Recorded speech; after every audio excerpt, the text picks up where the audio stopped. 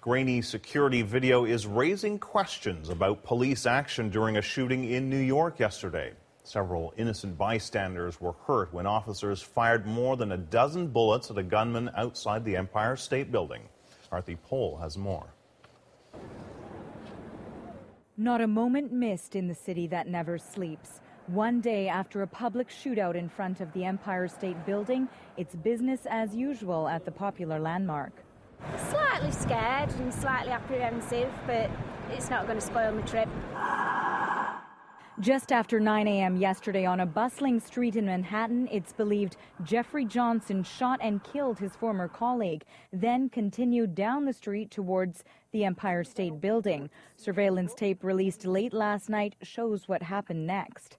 Johnson reaches for his gun and aims it at two officers. In just 8 seconds, the crowd disperses. Police fire 16 shots.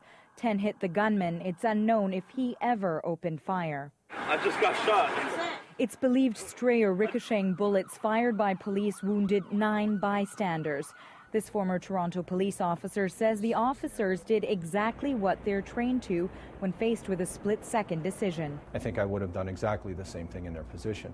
While some may question why police would open fire in such a crowded area, Harvey says the number of people on the street at the time is likely one of the reasons why officers did open fire. In an abandoned parking lot in the outskirts of town where there was no chance anybody else was going to get hurt, I suspect that they may not have fired at all. In fact, may have tried to disengage and communicate with this person.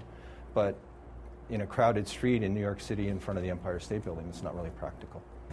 As for the 2 New York police officers involved in the shooting, they were treated for trauma and released. Both have been assigned to administrative duties while a shooting review is conducted. AARTI Poll, CBC News, Toronto.